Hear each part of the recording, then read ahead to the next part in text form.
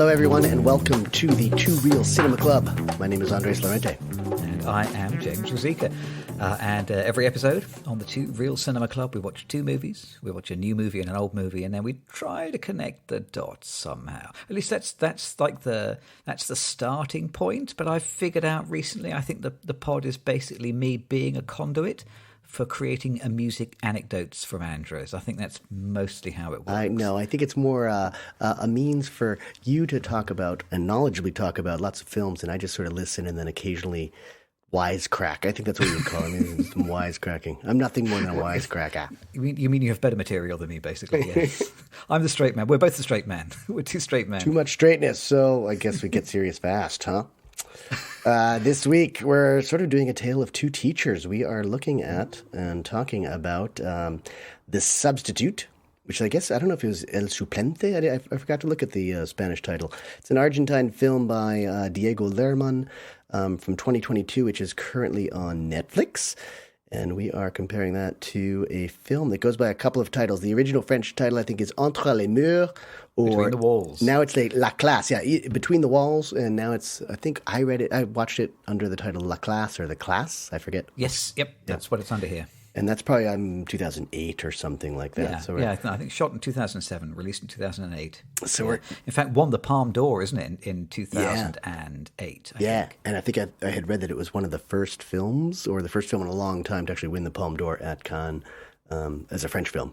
Like I guess a French film hadn't won in a while. And Sean Penn, who I think was the, what do they call it, the lead juror or the yeah.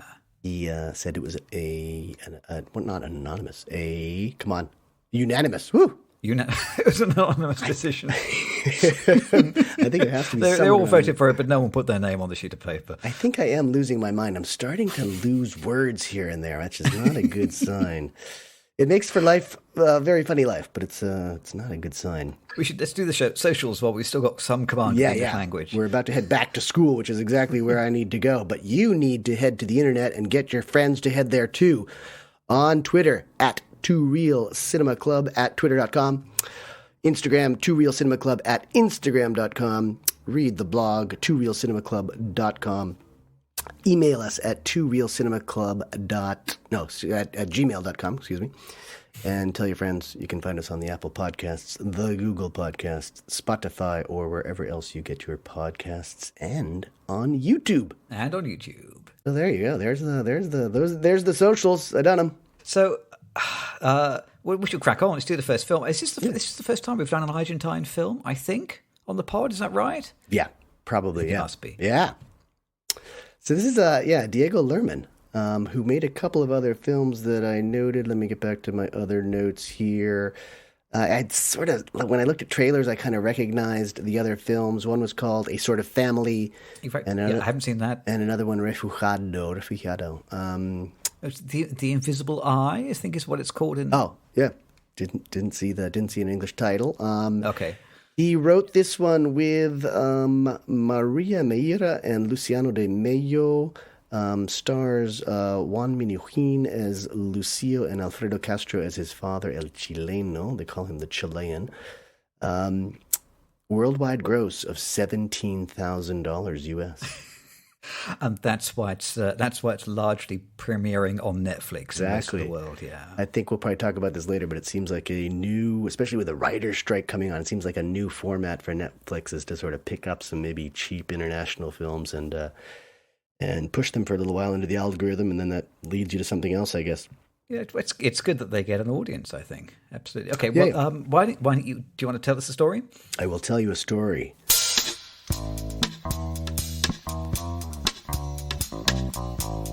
And the story is sort of about a storyteller. Lucio is a poet.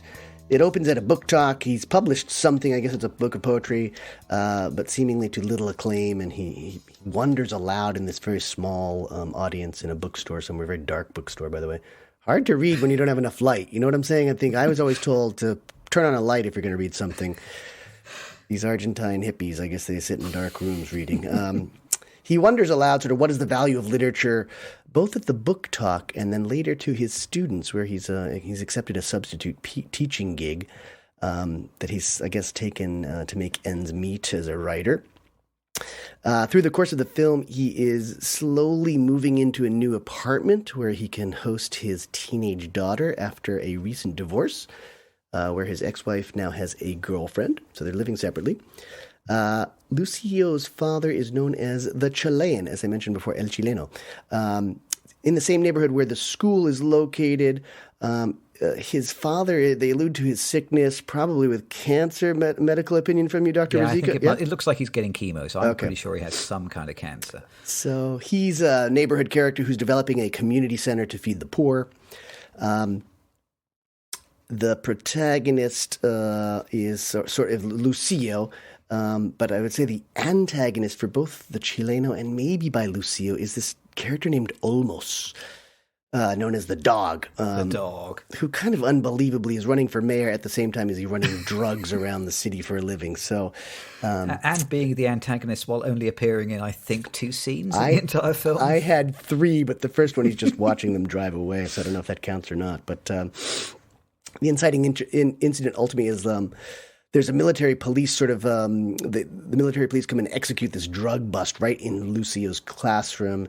Drugs are found on a few of his students, but there's some thought that the drugs were planted in a political plot to favor either the current mayor, who's never shown on screen, his name is Sanchez, against the dog, or maybe vice versa. Maybe the dog planted drugs in the school to make Sanchez look bad.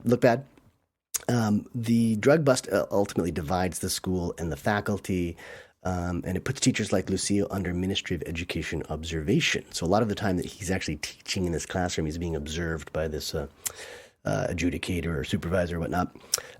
Some students even refuse to return to classes, and Dylan, who is a favorite student of Lucio, and a guy who helps out the Chileno at the community center, he sort of disappears into hiding because we assume the dog's goons. When I say the dogs, that's the antagonist, almost. His goons are looking for Dylan. In the meantime, Lucio's personal life gets quite messy. His daughter Sol is reluctant to test for a private school that Lucio wants her to attend.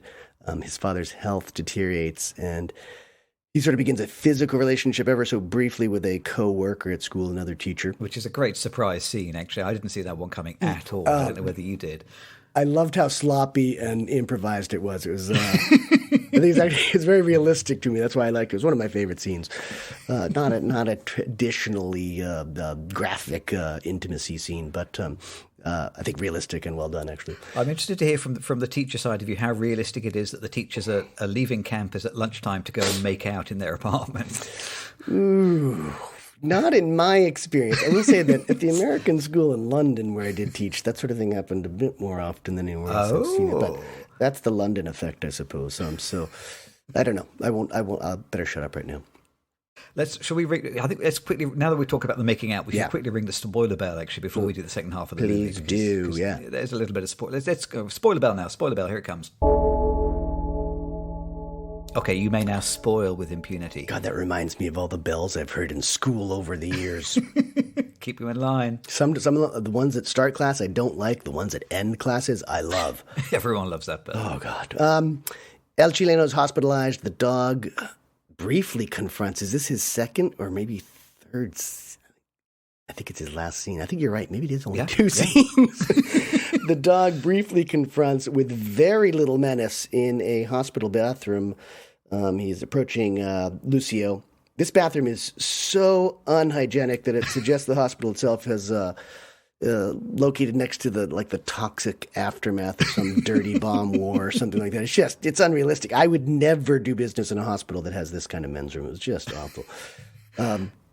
But with his father's help, and in his words, El Chileno says, no one saves himself on his own. That seemed to be a thematic statement. Lucio is able to find Dylan, so they're helping Dylan, who's kind of in danger. They hatch this plan to sneak the young man into Uruguay, but not before El Chileno's, who was overtly foreshadowed death. I think we all knew this was coming. This is kind of the classic end of Act 2. Something has to die, and you just knew El Chileno was going to die at some point, and so it wasn't very surprising. I mean, I think you know he's going to die because in the scene before the scene where he dies, he starts coughing very ostentatiously, doesn't he? That's going to be a call to the cliche squad later. Character who coughs is dead in the next scene. I'm not a doctor, so I didn't catch up on that. But I think I was actually a little sick when I watched the film, so I was coughing too. So maybe I thought I was going to die. There's a bit of a drama at the end, at the opening of the community center. So after El Chileno's died, they sort of do this combination wake for El Chileno, but also this opening of the center. But one of Dylan's classmates and Lucio's students, Kevin, shows up and he sort of poisons this stew that they're all about to eat as this big first community meal. It's a means of taking revenge, I guess, on El Chileno. Dylan eventually blows the whistle and he stops serving the soup and saves everyone, saves the day. The film's climactic action scene follows, where the dog's goons chase Dylan and Lucio, who's driving, comes to the rescue. Before, wait for it, a small herd of horses cuts off the goon's car for about 2 crucial seconds, and then Dylan is safely driven away to the bus station in Lucio's car, and he's on his way to Montevideo. Horses. Only in Buenos Aires, eh? That's how it works. Yep. Well, I would actually say not even in Buenos Aires does that work, but maybe. Okay, there's a final discussion of literature in the soul. He's talking about literature and how literature and the soul in the last day of classes with his students. Lucio's doing this, and his students were heretofore like on the verge of death by ennui. They seemed very bored and inactive in classes, and the ministry man observing also. Everyone erupts into applause for Lucio. It's very it's odd. It's an odd reaction. And the story, did I say there was a story? I guess there's a story. I'm sorry. The film just kind of ends right there. That's it. So there's this theme of literature being useless, which we might get to later as well. Or what is the point of literature? It sort of opens, and it's sort of like this bookend, because they're talking in the book launch or the book reading in the bookstore, they're talking about the usefulness of literature and who's it for and whatnot. And then at the very end, all of a sudden the theme of literature comes back, literature and the soul. And the students are actually finally sort of speaking quite eloquently about it, but it seems like a very odd ending, and everyone's like standing up and cheering this teacher who they paid no attention to. In fact, there's this one character, it's wonderful, there's one character who has slept through the entire school year. On that last day, he chips in on the conversation, and Lucio says, "Hey, welcome, wake up, or welcome to the world. I hope you had a good sleep," sort of thing. So that is The Substitute. Yes, a substitute for a coherent story somehow, isn't it? I'll tell you what I wrote at the top of my notes. Yeah. I wrote, "This is inner city school movie type A." Because it feels like there's some kind of like some tick box sheet that you can buy when you're making an inner city school movie, and they've ticked all of the boxes because it has drugs, it has poverty, it has violence, it has gangs. And then the extra box, which most movies don't tick, is it has a tiny herd of horses as well to foil the bad guy's plot at the end of the film. It ticks all of those boxes. Yeah. Yes, they've done them all. Horses. My biggest question about the film is, did Lucio arrange for the horses to intervene? Because if he does that, it's brilliant. But I think it was just supposed to be like a happy accident. I think the guy with the horses looked like he was waiting for a cue. I think it had been arranged, but it's a weird Deus Ex Machina, isn't it? Oh, my God. Utterly bizarre. I mean, good fun. I tell you what, I didn't see it coming. So I would have expected like expert driving would have saved the day, or some sort of police intervention or an explosion somewhere, but I did not see the horses coming. I didn't even hear them. I didn't even hear the galloping coming in. That was the other thing. It's a little bit like watching, like another version of the Bourne Ultimatum, where Bourne is trying to get away from the bad guys, but he presses a button and some zebra appear, and that's what saves him. The second thing I wrote on my notes about this movie, I don't know whether you will agree with this, is that basically, if you had to explain to somebody what the story is, I think it counts as a fish out of water story. I think that's what we're supposed to kind of take home from it. If it's like a four-word summary, it's a fish out of water. Okay. We start out with this guy who's extremely kind of intellectual and very academic and very literary, and then he's exposed to these kids who don't like to read and they're not interested in what he's got to say. And I think that's kind of what it's supposed to be about. But I came away feeling what I wrote here is the fish is not strongly defined. I mean, by the end of the movie, he seems to have been teaching these kids like for a whole year, because it's like he tells them all, you've all passed the class, that's the end of the year. Yeah. And is he being a substitute for a whole year then? Yeah, or did he join the class later on, I guess, because it's, the title of the film is The Substitute. Amalia, the principal, sort of welcomes him in and introduces him to some folks.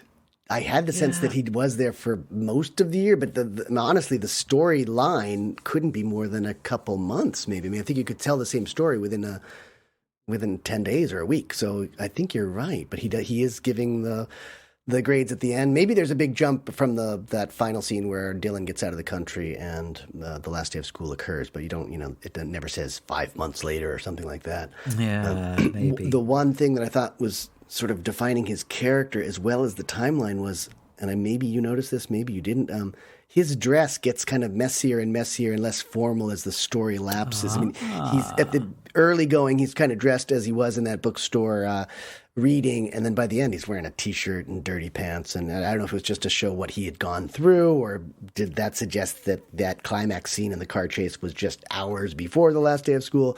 It was a little unclear, but I mean, I think that was to show his journey. His story arc was basically that his clothes start rotting on his body, but I don't know. It was, I do agree with you. I mean, I think the trailer is a much different film. The trailer tells this gritty story about the drugs and the violence, and then there are all these peering kind of almost horror film shots that sort of evoke menace in this film. You've had a lot of like distant camera angles to making it seem like someone else is watching Lucio or watching the other characters throughout. And I think that's the menace of maybe the antagonist almost, but it felt like a horror film in those moments. I think if you look at the trailer, I would have thought this was mostly about running drugs through a school or something like that. So it doesn't add up. We'll talk about maybe how the story adds up or doesn't add up soon. But I think in relation to what you said, A Fish Out of Water, one of my favorite lines in this whole film was when El Chileno says, "If you want to fish, you have to get your ass wet." So that is in there. Yeah, absolutely fair enough. It is. I mean, I wonder. I think the way that these kind of movies, this kind of inner city school movie type A, works is to do with the investment of the protagonist. So you need to have this guy. He comes along. He's a fish out of water. He's from another walk of life, but he needs to kind of really invest in these kids, so that when they are under threat, when they're in real trouble, not only does he feel motivated to help them out, but also he has to have some skin in the game, I think. Yes, yeah. So he needs to have like his own investment, and I think that is really missing from this story. I'm not really sure what his stakes are. I mean, so he like helps his father occasionally setting up the community kitchen, but never particularly feel threatened there. And it's not like anyone is really shaking their fist at the father. After the father dies, what are the stakes then? I don't feel like the daughter or the ex-wife are under any kind of threat. And I'm kind of aware that if it was a movie where Olmos the dog kidnaps the daughter or takes the ex-wife as a hostage or something, then suddenly it turns into a Liam Neeson picture, which is probably what the trailer implies, but is not what the film is. No. But without those stakes, the story kind of feels just a bit half-finished for me.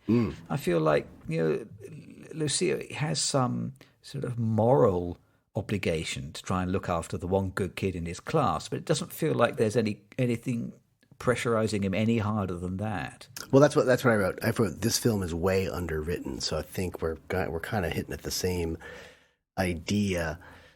For me, there were just a number of sort of weak or abandoned storylines. The daughter's storyline of trying to get into this school, even though she doesn't want to go, but her parents want her to apply. It's not particularly compelling, and it's not really explored very much. Yeah. There's this neighbor business, which I thought could have been really interesting, was that he was, as he's moving into his neighbor, he's drilling holes in the middle of the night and hanging paintings and things. And the neighbor starts to complain, and you see her once and she disappears. So his home life isn't really explored. Just as his clothing deteriorates, his apartment sort of gets decorated. which But barely. these are kind of storytelling pieces, but they're not like a lot. That's not like a storyline. They're just sort of little adornments, I guess, that don't really add up. And Exactly. They're like jigsaw pieces from a different jigsaw, isn't it? They don't actually come into the picture that we're trying to make. They're just other extra little pictures. Why does he do all his DIY in the dark? By the way, it's funny they have like the book launch in the dark, and then he's doing his DIY at night in the dark as well. I was screaming at the screen, just turn some lights on for God's sake if you're going to drill. Yeah. Well, again, it might be, this is probably a low enough budget film where Probably couldn't afford bulbs. Or there wasn't much, location lighting. They may have just been using natural or available light, but it's just a bad decision, I think. I don't know. I've got a pretty cheap drill, and it's got a decent light on the front. That's right. It's got the little light. Yeah. Well, I think maybe we're supposed to assume that he's so busy, he's correcting papers, he's teaching all day, he's caring for his daughter. At night is when he can hang a painting. I don't know. And put up shelves. He was putting up some shelves, too. So he showed some good home improvement skills and some DIY. I do feel like he spent more time doing DIY than he did preparing lessons. It's interesting you say, he hasn't got time because he's correcting papers. But I never saw him correct a paper. I don't think I remember seeing him plan a lesson. The actual meat of the teaching business just doesn't really seem to occur. Yeah. It's just like he turns up and improvises some motivational speeches about the soul. Yeah. And eventually, at the end of the movie, he's improvised so many of these motivational speeches that one of the kids at the back finally wakes up for the last one that he did. I love that one, yeah. We both complained about the antagonist who appears perhaps 3 times. He's not very menacing. I think from the get-go that the father's going to die. It's just like overly set up. The dog agrees there. Yeah, I heard that. Yeah, the dog agrees. So, the Act 2 death is no surprise. And just kind of throughout there just lacks tension and any proper antagonist. So I actually had to look up a word. Yeah, okay. So I said nothing in this film adds up. I wanted to sound smart, so I looked up the word addends. Addends are like when you 4 plus 2. 4 and 2 are the addends. They don't equate too much. That's why I tried to make it mathematical. They were talking about literature. I learned the value of mathematics watching this film. That's magnificent. So sigma is low, is what we're trying to say for this. Yes. Guess so, yeah. So requires more integration. So it just doesn't come across as like a complete story by any means. And I think you probably had the same experience. I tell you what, I was so pleased with this. This film, The Substitute, and the old film that we'll be talking about later, The Classe, they both have scenes where they discuss the fine points of grammar, tense, and mood. And mood and tension are the things that seem to be lacking in this film because of a lack of grammar in the shape of the script. That's what I wrote. I was so proud of that when I wrote it. Now that I've said it out loud, it doesn't seem quite as clever, I'm afraid. To me, it does. We both sound smart on this podcast. Yay, us. Yay, us.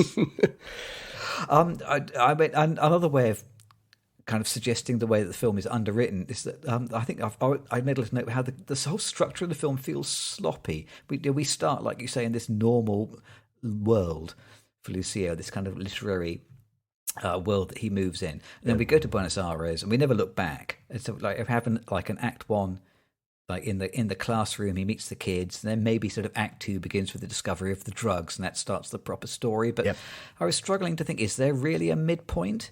Is there a dramatic turn that creates the third act? The whole thing kind of feels very loose. It's a bit, and then this happens, and then that happens. Yeah. And one event doesn't really lead to another. It's not like, the sad moment of the father's death is then the catalyst that leads to the final denouement. There's nothing like that. These events occur, but they could occur in any order, and they don't feel kind of connected. Yeah. They're kind of thematically connected, but not narratively connected. Yeah. So you end up with something which just feels a bit unsatisfying.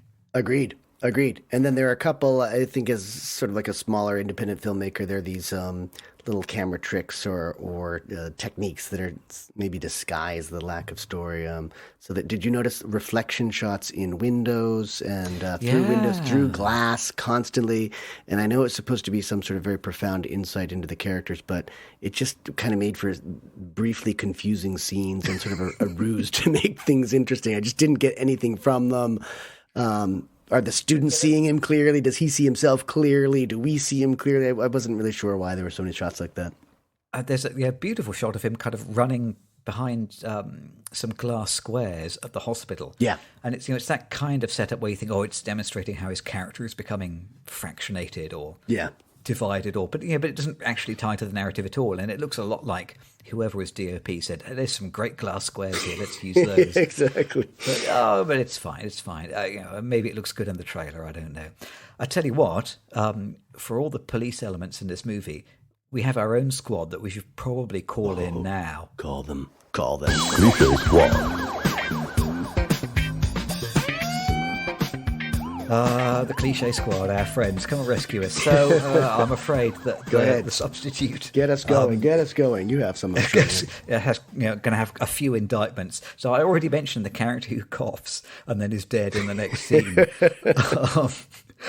But some of the other ones I wrote down, we have rebellious teenagers who look like 24 to 26-year-olds. Yeah. They don't look nearly as young as I think they're supposed to be. I love this notion of the kid in school who pays no attention to the lesson at all until he's allowed to rap. And then he gets to kind of express his individuality by doing a rap, and then he disappears for the rest of the film. Yeah. And then my other one, this is such great shorthand. We have a drug lord, and we want to show that he's a bit crazy. So he's called the Dog, and he barks like a dog. Ah, yes. It's such kind of super simple shorthand for someone who is crazy. Oh, that's why they called him the Dog. Now I get it. Woof woof. Yeah. Well, I think as you said, it was sort of a write by numbers, a paint by numbers, a film by numbers kind of script, and the numbers just were out of order, as you said, or the add-ends didn't add up. But there are all those familiar touchstones, I think, and that sort of, it makes it at least seem familiar. It seems like a movie, honestly, because you've seen this movie before. For me, unmotivated students, students are just sitting there doing nothing or sleeping in class. You see some of that, but I think that's always overplayed. I think the roughness of the urban school environment is a bit of a cliche. It's real, sure, but why do they always have to have drugs? As you said, the drugs. Why do they always have to have drug busts in them or troubled students in them? And I think those are some of the bigger cliches. For me, El Chileno, just calling someone the American or the Chilean. This seems to come up. I see it in literature too. Hemingway did a lot. Oh, the American, So you always see people reduced to their citizenship in some way, and that helps you to identify them. But yeah, I think they're just sort of a good number of cliches in there. And as I said, even the technique almost gets a little bit cliched with the reflections and the glass scenes and all that you mentioned too. So, oof.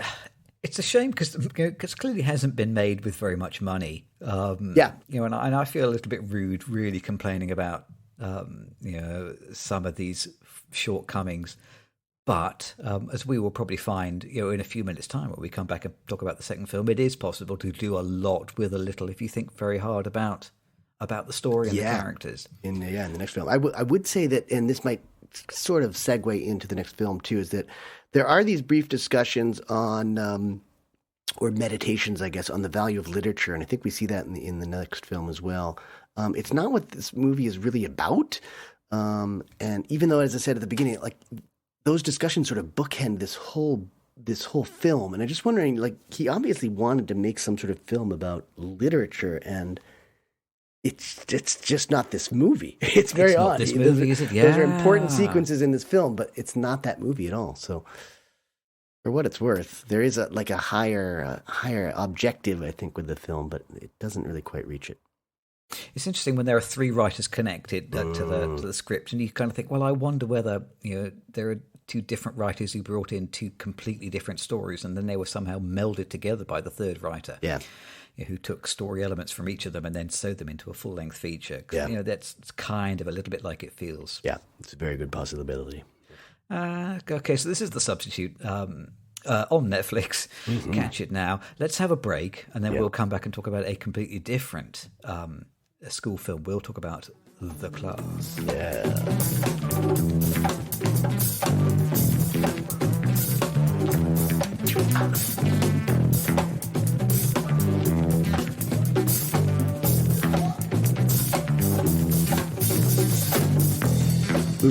This next sponsorship is exciting because we are actually announcing here on this program the merger of two businesses that are both good friends of ours. As promised earlier, the great people at Tube Eat and you were waiting for it. You knew this was going to happen. And Ileostomy Associates have merged to form, and I think, Jimmy, we can help them because they need to do a focus group on the name for their company here. Tube Eat and Tube Excrete. It's the most complete and discreet, nutrition processing diet on the market today. It's coming. With this merger between two trusted brands, Tube Eat and Tube Excrete offer a top-to-bottom experience of ingestion, digestion, and elimination. Simply put, they have you covered. Remember, Tube Eat offers a variety of vitamin and mineral-laden prepared meals, pre-mixed and ready to go directly from their eco-plastic feed bags into your Tube Eat receptacle port. Tube Excrete has collaborated to re-engineer the feed bags to allow unprecedented retrocompatibility. That's right, the feed bag becomes the elimination vessel. Simply relocate it from the intake or receptacle port to the outtake or elimination point. You can still enjoy the flavor packets when you upload your meal and then enjoy the added convenience of the new, flourful, naturally scented eco-plastics when you download your meal. It's finally true. Your excrement really does smell like roses. The traffic and trouble-free future of feeding is here, and it is now with Tube Eat, Tube Excrete. Welcome to solid and non-solid food and waste management for an uninterrupted feeding and digestive experience. Welcome to the fast and effortless caloric uploading and downloading of the future. Welcome to Tube Eat and Tube Excrete. I was going to suggest, I think, Smooth Moves or Smooth Movements as a name for the merger. What do you think of a different name? I feel like there should be something to do with cutting out the middleman.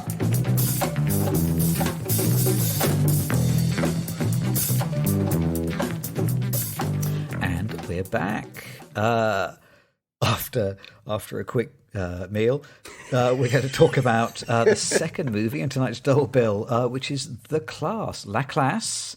I think released internationally as Entre les Murs, Between the Walls. 2008 film directed by Laurent Conté, who was himself the son of school teachers. Oh, yeah. So he made a bunch of films before. There's a film called Human Resources, which did quite well, which I haven't seen. A film called Time Out, which I have seen. Did you see that? Time Out, remind me. I'm going to take a look at it. So it's a film about a guy, I think he works like in some kind of EU sort of governmental type office, and he gets made redundant or sacked, and he can't bear to tell his friends and family, so he just doesn't tell them. And he said he leaves the house and just parks his car in a lay-by for 9 hours a day and then comes back and pretends that he's been going to work. I didn't see that, no. No. And I think it's kind of based on a true story. And in the true story, the guy who was faking going to work realized he was running out of money, so he started embezzling from his friends and family. And in the film, the guy does something a little bit similar, but then has a change of heart at the end and sort of gives the money back. So it's a bit of a happier ending than the real life one. But kind of a fun, interesting, quite humane film. Yeah. This came out in 2008, won the Palme d'Or, as we said earlier. Had an Oscar nomination for foreign language film in 2009, did pretty well. Yeah, and it's written by the actor, I believe. Is that correct? It is, yes. So Francois Begado, who is the star of the film. Yep. And he also wrote the book on which the film is based. He was a teacher. So I think he was a writer and a teacher. Wrote the book and then starred in the film of the book. And I would like to say he also wrote the theme song and he sang the theme song and did the poster himself and everything. Maybe he did, I don't know. But he does a great job of leading in this movie, though. Yeah. Oh God, yeah. I suppose he's playing a version of himself, but he does it very well. Our new feature, I'm going to get you to tell me why. Do you have any other questions for me, Counsel? why this is your recommendation, wasn't it? Oh, that's right. I'm supposed to tell you why. Oops. Yes. So what? Why? Tell us. Explain. Why did you choose this film to accompany The Substitute? I think I had seen the trailer for The Substitute, so that sort of prompted it. And then I thought of a very realistic classroom film that I had seen, and this checked the box for sure. It felt like it was going to work well together. I saw it shortly after it came out. I think, in fact, I had just taken. So this is one reason I remember it so well. I had just taken a group of students from American School of London to Paris. We did these 3-day trips to Paris 2 or 3 years in a row. And I had just been in Paris. I got back to London, and this was in the theater, and I went right to the movie and saw this movie. And I saw it with another teacher, and I was still in teacher mode for sure. And so watching this, I was frustrated with the students, these darn students. So I found myself in the theater going, shh, shh, shh, shh, shh, like trying to quiet the students. And I just remembered it as being a great film because it felt so accurate. But I also, for me, it was interactive because I was trying to shut them up too. So I liked it. I thought it was good, but I did want to go back to it because, in some ways, I never thought this was cinematic because it really takes place largely in the classroom. So I wanted to have another look at it to see why it worked so well and why I did remember it. So it felt like it would work well with The Substitute just based on the trailer, which is a little bit odd because, as we mentioned when we talked about The Substitute, that trailer is not very indicative of that film, I don't think. So I don't know why exactly I thought, but I went with the Classe, yeah. Well, I think they complement each other really well. Actually, I'll explain why I kind of think that. I've got a Venn diagram about that, so I'll explain that later. Okay, I'm glad you chose it. I've never seen it before. Well, that is very teacherly. Like the Venn diagram is the teacher's best friend. I'm doing one right now with my students, so very, very timely. Let me tell you the story then. I'll tell you the story, yeah? Please. So, La Classe sees teacher Francois begin a new school year at a Paris inner city college. So he's teaching French to a class of 13 and 14-year-olds. And the class has many disruptive members, including the defiant Kumba, Bolshi Esmeralda, the aloof Suleiman. But Francois, he manages to more or less keep control of the class, and they read Anne Frank together. He's correcting their grammar. They're working on a long-term project, getting the teenagers to write pen portraits of themselves. Until one day, Kumba and Esmeralda, who act as class reps in the teacher's session writing reports, they reveal that Suleiman has been labelled limited by the staff. And they kind of shout this out during a lesson. And this results in some explosive behaviour, which leads to injury and then an expulsion. And as a result, both the students and their teacher must reassess what they think about life at the school, about each other, and about themselves. Whoa. Well done. I feel like I was reading that off the back of the DVD box. Well, either they write well or you write well, because that's perfect. Yeah, that's a very good summary, as always, of this film. What this film really, really feels like a documentary. And I think, and one of the main reasons it feels like a documentary is because it kind of is. So Begaudeau, he plays himself, like a version of himself. The film is based on his own book. It's like giving it like a natural progression. And the kids are played, I'm pretty sure, by non-professional actors. And I read that largely their scenes have been improvised. Yep. So, there's a lot of documentary aspects to this film which give it, its real veracity. And I got to say, the school itself, I don't know if you have any experience with European schools. I think this school, in inner city Paris, supposedly in a deprived area that's struggling, this school looks really nice. It's clean and it's new and it's light and it's not all smeared in graffiti. It's just really nice. The French look like they're comfortable spending money on education in this film, don't they? Yeah. And so, from that point of view, the documentary side of it, paints a pretty good picture. I think if you were in the French education business, you'd feel that the rest of the world would probably look fairly favourably on your industry. I think what you said about it feeling documentary is actually a real compliment because it's so well acted throughout, and I think it's because it it's shot in a way where it does look like it could be improvised because the cameras most of them shots are pretty short shots, and they're sort of just stealing little shots and moments of the students in the classroom and Francois. But the acting is so great that it seems real enough to be just documentary footage. And I think that's a compliment to everyone. The teachers are great. The students are great. And it just seems like good acting just sort of inspires more good acting. Like you get a couple of great actors in there and they're just raising the bar for everyone. And I think it's really well done in that way. And I also just think this is a really well written film in very subtle ways that The Substitute just is not. I think there's a very big difference here.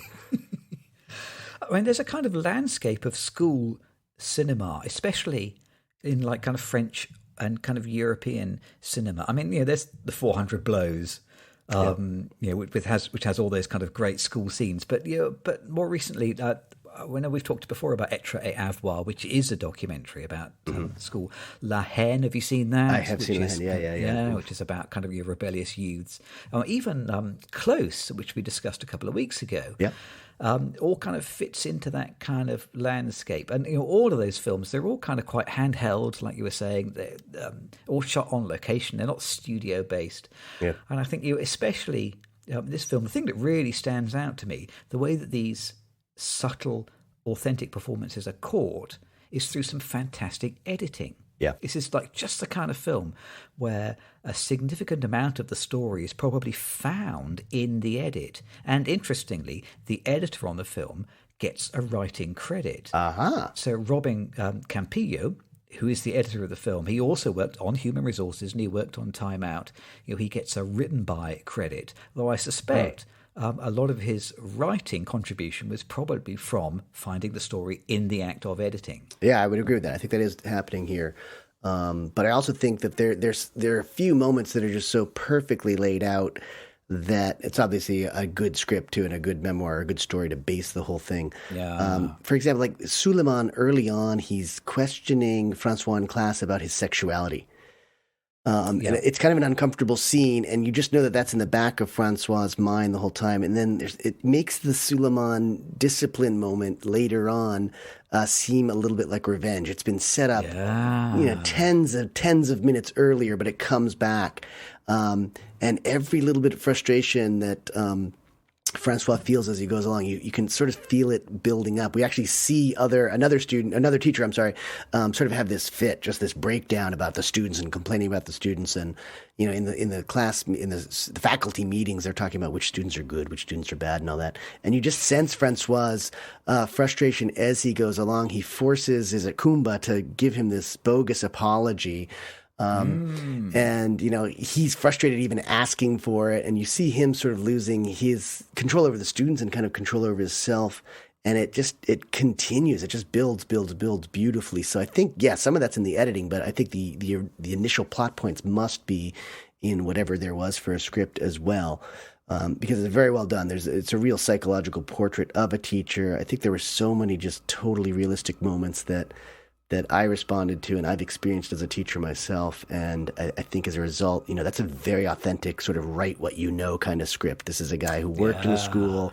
He was probably taking moments that he'd felt. He did a great job getting them down on paper and sort of squeezing it into this one classroom story, and it works really, really well. And I think because it's just a very carefully, even if the lines weren't explicitly written or the dialogue wasn't spelled out, the scenario is there. And sometimes I think the French call a story a scenario, right? There'd be scenario by. So maybe he started as a scenario, and then the editor definitely pulls the story out and really accents it by just touching these moments that, and it's sort of emphasizing them so that the story comes together as a film. And we can talk about the atmosphere a little bit because in some ways I think, does this work on stage? Because we're mostly in one classroom. I think we talked beforehand that I can't name a single scene that takes place outside of the school grounds. I don't. Absolutely, there is not. There's the schoolyard. Yeah. Yeah, but that's as far as it travels, exactly. So it feels like it could be a minimal set piece. It could be done on a stage, but it actually feels very cinematic. It's not, that claustrophobia really works, and I don't think you'd have that claustrophobia in an audience with a lot of people watching. It would feel too open and too free. So I think actually the claustrophobia and the one set or the one location really works as cinema here. Let's ring the spoiler bell, because I want to talk about Okay. a couple of things that come up in the second half of the film. So we'll Perfect. ring the bell now. I always love this. Yeah. Oh, I do enjoy that. I mean, I remember when I was first learning about this notion of how do you write a film, and the word which used to befuddle me was structure. And I found it very hard to try and find a book that would actually explain what people mean by structure. But you've kind of really hit the nail on the head. This notion of the scenario is what the structure is. This film is really tightly structured, for all it feeling, all that it feels improvised and documentary like. It's very tightly structured. There's like a first act with the start of the school year. And that's that great scene where Francois gets a rundown of the kids that he's going to have in his class from another teacher. And he says, he's nice, she's not nice, she's not nice, he's not nice at all. It's like, they get worse and worse. And then, and then kind of Act 2 starts, I think, with Kumba, this kind of Bolshevik kid, refusing to read to the class. And that's like the first sign of this larger problem. Yeah. And then there's like a midpoint, and it really is almost exactly halfway through the film where you have a parents' evening. And this is the first time that you get a glimpse into the children's home lives brought into view. The outside world comes into the class. And that kind of swings things in a different direction. It gives you more information. And then Act 3 starts with this scuffle, which kicks off in the class. It's very, very solidly structured. And that's what gives it that you feel like you know where you are, and you trust the people who are telling you the story. Yeah. And another thing, this is something which we can only discuss kind of post spoiler bell. What I really love about this film, what I love maybe most about it, is the way that it explores that sort of, it's like a cop movie trope where you see a cop movie and it turns out the cops and the robbers, well, they're both pretty similar. Here it's like the kids and the teachers are actually really similar. Yeah. Like, they each have their own kind of like gossip. They have their own playground because the kids kick a ball around outside, and the teachers have their own staff room. They have they both have scenes where they whisper in each other's ears out of other people's earshot. Sometimes it's the kids whispering, sometimes it's the teachers whispering to each other. Yeah. And both groups makes like similar errors of judgment. Yep. Don't they? Kind of the kids, play up and take it too far. But then Francois also kind of takes it too far. And this thing, which is sort of his downfall, is when he loses his kind of temper and calls the girls who've given away what happened in the teachers' meeting skanks, without really understanding what the kids think skanks means. And I must say, I'm not sure that I really know what that word means. It's not something that people say in England generally.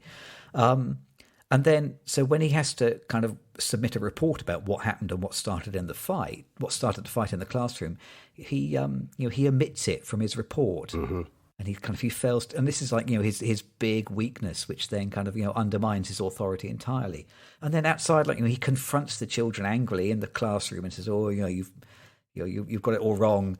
He is just as impetuous and volatile as Suleiman. Or Kumba, he's really similar, and I think that's a very skillfully laid out little storyline there, showing. I think this is one of the simple basic functions of art, to show that one thing is like another. And here we get this story that demonstrates that the adult teachers and the adolescent children are kind of the same. We're all people and we all make similar mistakes. I think you're exactly right. There's this discussion early on where they're accusing him of being elite or very literary, I guess, and they think of themselves as being normal. And I think a lot of this film is based on his sort of, his descent into almost like high schoolish behavior or childish behavior. And the errors are just spelled out again and again. It's wonderful. Early on he's sort of mispronouncing names or not understanding their cultures very well. And at times he insults them. He definitely, the insults sort of increase a little bit, and his misunderstandings of the cultures increase as the film goes on, to the point where he calls the girls skanks. But all along, he has sort of disrespected them bit by bit, just little things like not knowing their names or not really understanding their cultures or their religions. And it gathers steam, and he gets dragged into the the high school behavior, as opposed to, as a teacher, you really need to have a lot of control. And I think one of the things that frustrated me is how real it was, that he starts to lose control, and you sort of see that. And he's trying to honor them in some ways. Like the scene that gets violent in the classroom is because he's trying to have them come up and, present in front of class, present an opinion, and have this sort of more high-minded or serious debate. And he's trying to do something that's kind of fun for them or outside the box. And then it's because he loses control, it actually devolves into violence. And you just see his mistakes along the way, and they're so well set up throughout. And they're also done in literary terms in some ways. Early on, he says, Austria could vanish and no one would know the difference, right? And then, but one of the students corrects him and said, what about Mozart, So he's assuming that they don't know stuff. And this is what I love about students in general, and I love about filmmaking, is you start to see the depth of characters in people that you didn't think had much depth, or you've made this dangerous assumption that they don't have depth. And that happens again and again in this film. And there are these wonderful, the quotes in the film are great. The reading the Anne Frank, when the whole classroom is really listening to the Anne Frank quote. It's at the end of her diary, and I'll paraphrase. She's talking about how no one really knows her then, and no one ever will. And that's exactly what's going on in this story. That, I don't think he really knows the students. He doesn't know that they could get sent back to their home countries if their father gets pissed off. And we see that because I think it's a Chinese student. His mother has to be sent back she gets deported. So that menace again, if he gets Suleiman in trouble, it's in the back of your mind because it's been set up really well. And then that staff meeting where the class representatives it's frustrating at first because the class representatives are very disruptive and we're just dismissing them. And you feel like, he does want to call them a bad name. But then it turns out that they're listening very carefully. They're doing their jobs very well. And again, he's underestimated them, and it comes back to burn him later on. And one of my favorite parts was coming back to the literary thing at the end. Esmeralda talks about reading Plato's Republic. And he's shocked that she would read this book. It would be in her house.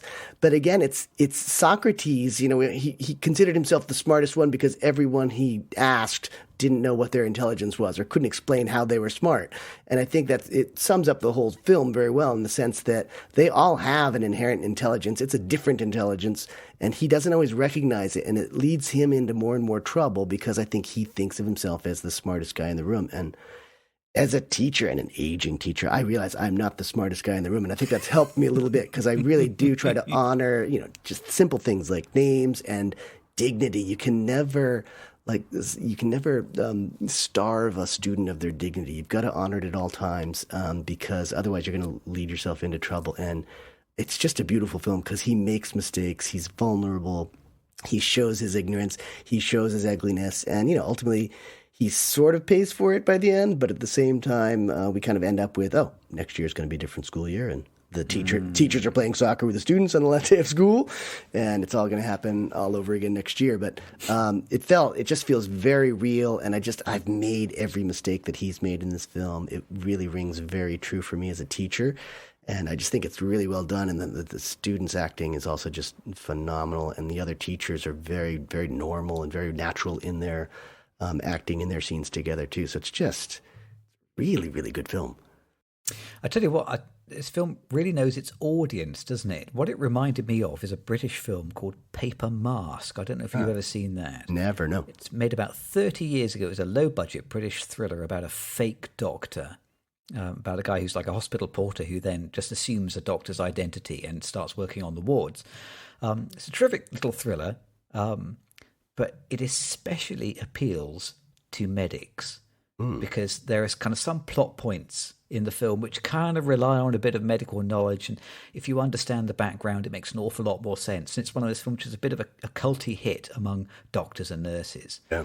And this movie, La Classe, strikes me. It's like a teacher's movie which can be enjoyed by a lay audience. It can be enjoyed by anybody who's ever been to school, but will be especially enjoyed by teachers because it really keys into something quite fundamental and real about teaching and the experience of being in that job. Yeah, I agree. Well, I think it's important that everyone's been a student, everyone's been a teacher on some level too. So I think it has a wide appeal for that reason.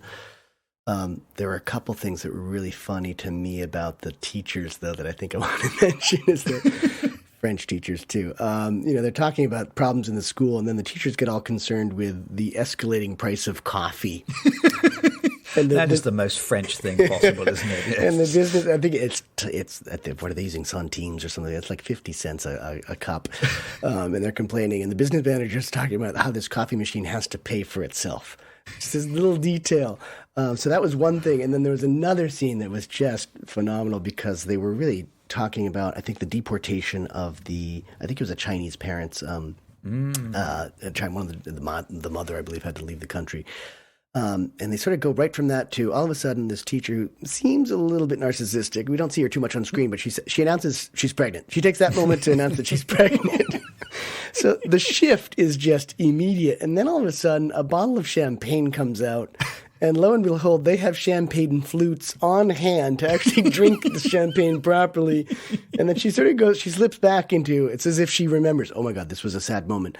I want to acknowledge that she's, we've lost a parent to deportation, but I'm pregnant. And then they all, they toast and move on. It's just, there were some very wonderful moments where you did get the sense that teachers get fried and some of them are not that interested in teaching, and teaching in an urban school can be difficult. So I think everyone's treated with the same level of dignity and also almost sarcasm and disrespect as well. They're disrespected in appropriate ways as well, I guess. Yeah. I mean, there is some interesting political content in the film, which I did note down. I mean, it is interesting that the kids who are trouble are, I think, exclusively either immigrant kids or the children of immigrant parents. I'm not sure that you would see that in a British film. There's a small number of kind of white European French kids who are like good as gold. Sure. And it's all these kind of brown kids who are kicking off. Yeah. And I'm not sure that a British film would portray life that way. It does feel very slightly uncomfortable, and there's this other interesting attitude which kind of is quite indicative of kind of an attitude that I think sometimes European Union member countries are accused of. Mm-hmm. It takes this kind of very Eurocentric or kind of Western-centric view that if the rebellious boy Suleiman is sent back, I've written back in inverted commas in my notes, to his village in Mali, then the film assumes that this is like a death sentence. This is a disaster. Yep. It's impossible for the characters, for the teachers in the film, to imagine that Mali might be a country with human inhabitants, and it might have infrastructure, and it might have an economy, and maybe he'd be perfectly happy and successful there. Yeah. It's a very kind of Eurocentric view. Yeah. And again, I wonder, I don't know whether if the film was made in Britain, whether that attitude would pervade or not. I hope it wouldn't, but maybe it would. But it's definitely prescient in the sense that, boy, this is 2008, filmed maybe 2007, 2008. And certainly, addressing immigration issues and attitudes towards immigration that are really coming to the surface now in across Europe, really. So, ahead of the time in that way. It's effective. I think it's very effective. And there's some uncomfortable scenes for me as a teacher. Like, we would never allow a student to translate, to interpret for a parent. It's just, you can't do that because you just can't honor they're not skilled in that, in interpretation, but they're also not necessarily honestly conveying the ideas of the teachers. And, most of those conferences are quite negative. He's giving sort of negative reports. And I think, again, this sort of sets up his fall. And it's not like a precipitous fall. He's definitely going to have a job. Maybe because it's difficult to hire teachers for that school, or maybe because on some level that's just what happens. Like, they go through this whole expulsion proceeding for Suleiman, it's kind of a foregone conclusion that Suleiman's going to get expelled and then Francois will keep his job. To the point where the principal even tells Francois, oh yeah, put that thing about that you called the girl skanks in the report. You can go back and put it in there. It's not going to make a difference because he had omitted it before. So, I mean, it's sort of a foregone conclusion that Francois will be back and Suleiman not. But it's sort of admit that this is just going to keep happening. The wheels will just keep turning. It's cynical but realistic. Yeah. Okay, well, we've seen two films about teachers. Yeah. I feel these films are begging for us to play our new favourite game, Who Am I? Who am I? We've been doing this for weeks now, and I still can't remember who's supposed to go first. Yeah, I went first last time. I think you should go first. Well, I think you should go first. We know that you are always a doctor or some medical person. I know I'm completely at sea because there aren't any doctors or nurses in this film. Well, what am I going to do? But someone coughed. Maybe you would be El Chileno, the patient.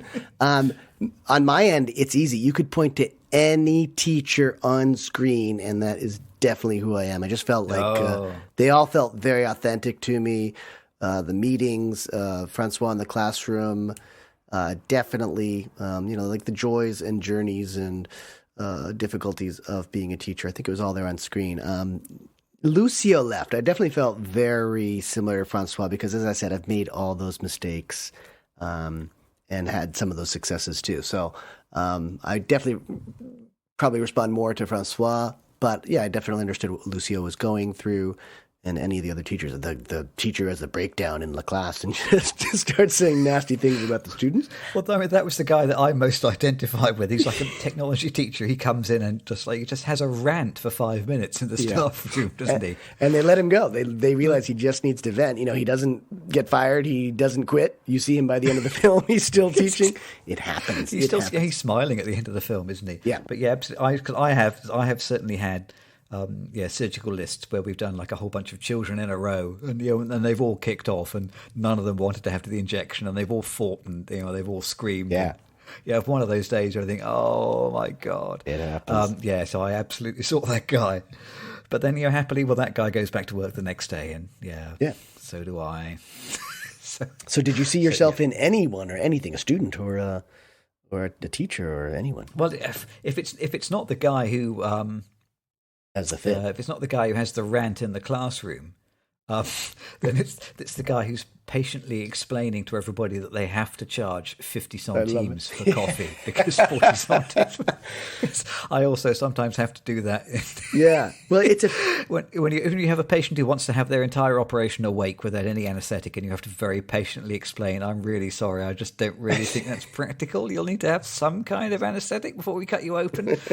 Yeah, but having to just very carefully explain every step because somebody's not quite on your frequency. Yeah. Yeah, I've been that guy too. I was going to say it's a film that's kind of largely free of any kind of technocrat whatsoever. It's all teachers and creatives and students, and you don't get the sense that there's anyone, I don't know, medically inclined or technologically inclined. Even the technology teacher seems like he was having the meltdown. So yeah, I agree with you. I think that's a good character to be. He was, in the insanity of teaching and a school and students, there's this one guy who's worried about getting the numbers right on the coffee machine. And you need that guy. You need that guy for sure. You need that guy. Well, let's do our synthesis. Try and bring these two films together. Mm-hmm.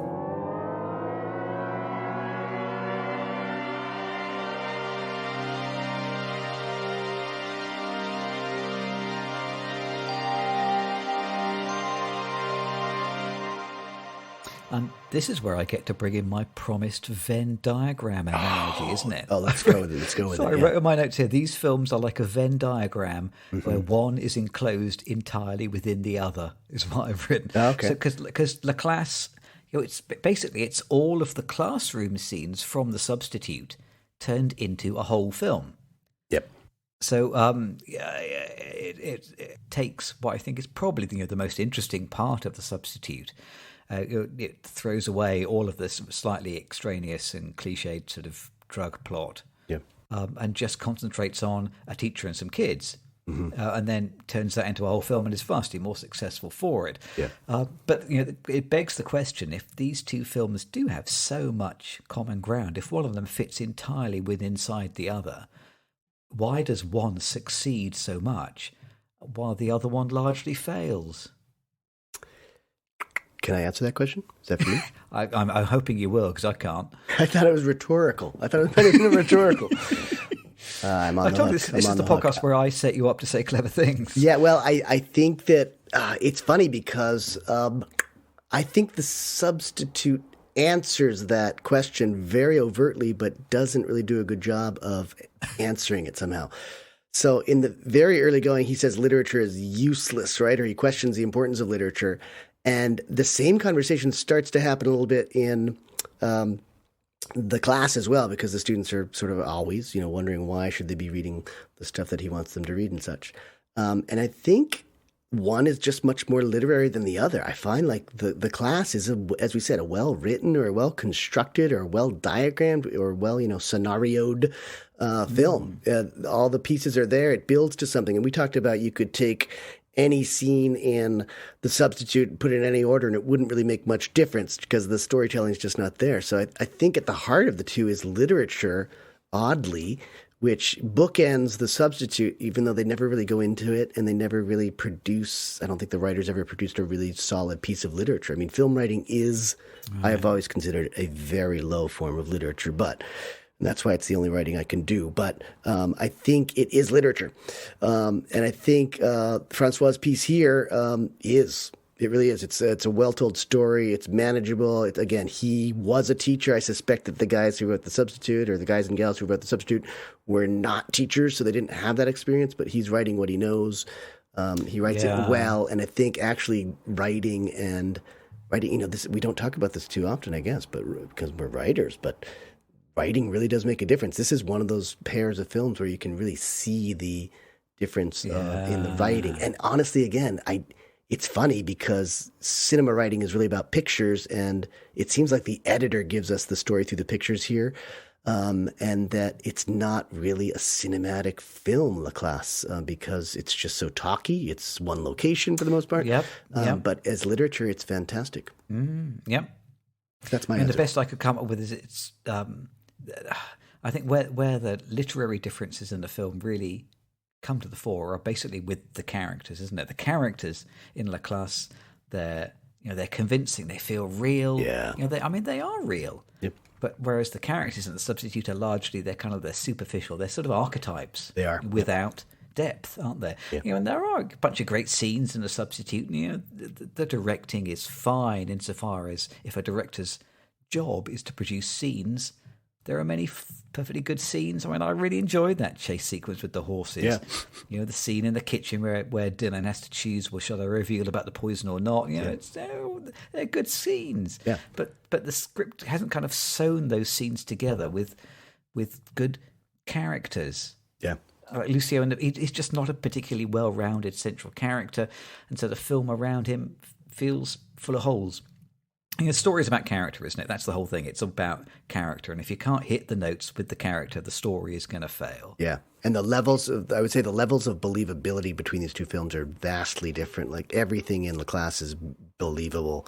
You have to suspend a lot of disbelief in The Substitute because I don't really believe the students in that film very well. I definitely didn't believe the teacher or the El Chileno or the cops or there's very little that was, really earnest and believable in The Substitute. I wrote a little note at the bottom of my list here. Do you subscribe to like a streaming service? Do you have Spotify or Apple Music or? Yes. Good Spotify, yeah. So I only fairly recently caught up with the 21st Century and signed up to Apple Music, and this week it was serving me up Disposable Heroes of Hip-Hoperacy. Oh, I love the Disposable Heroes. Lucky you.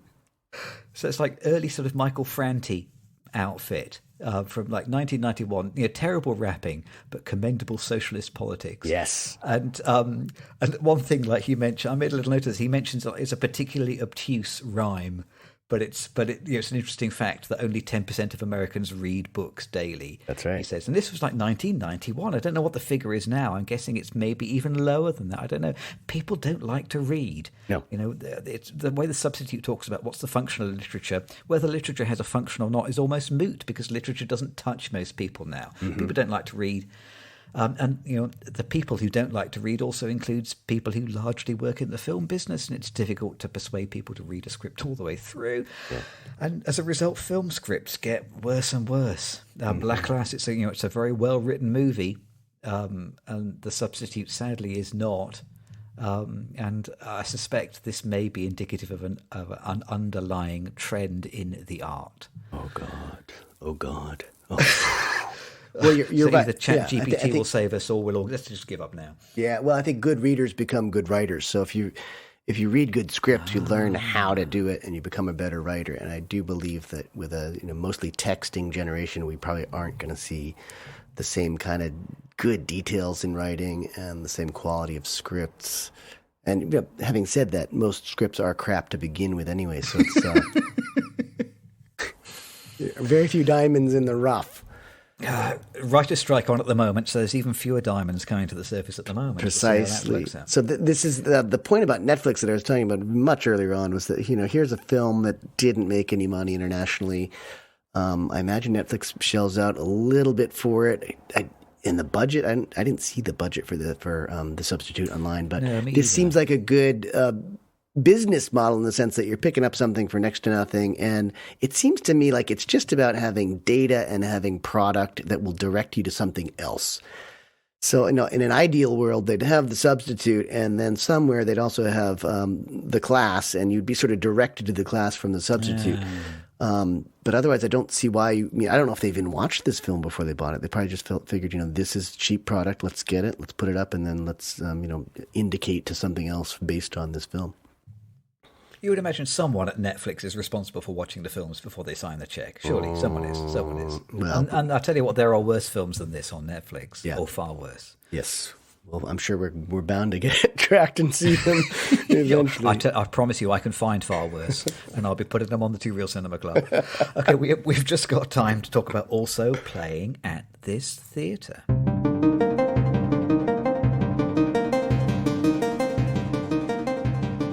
This time I'm definitely going to make you go first. I have one. What have you got? I have one, and it's terrible. So, because of the Two Real Cinema schedule, I actually ended up watching 3 films last week, and one film that turned me away from the cinema for quite a while the week before. So, and I've been traveling a lot, so I watched a film on a bus.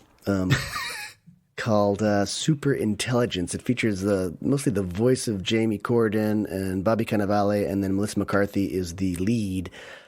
Super Intelligence. It's about sort of artificial intelligence taking over and trying to put an end to the world because it's mad at humanity, and that's voiced by James Corden. And Melissa McCarthy is the one, for some reason, is chosen to.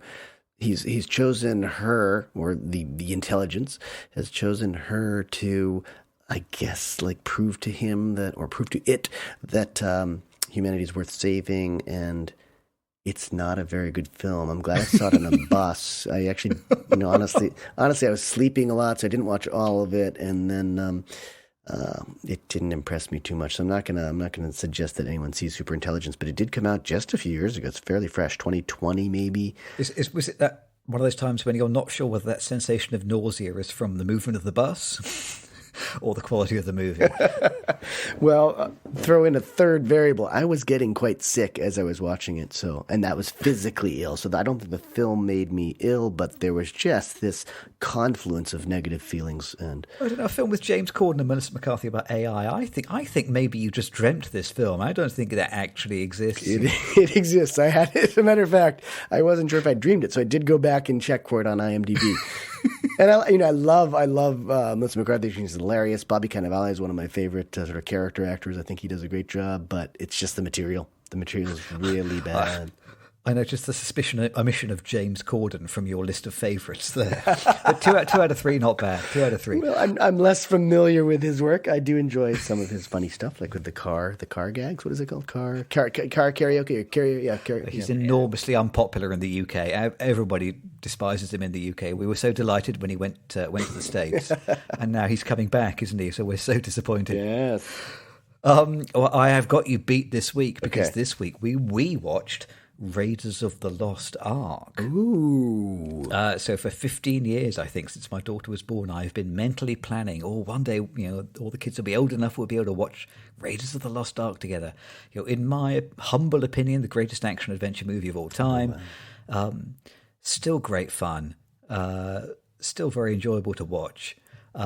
We finished it quite late at night. Everyone bundled off into bed. And then at breakfast, I asked my daughter, so what did you think of the movie last night? And she told me, that was the most racist film I've seen in my life.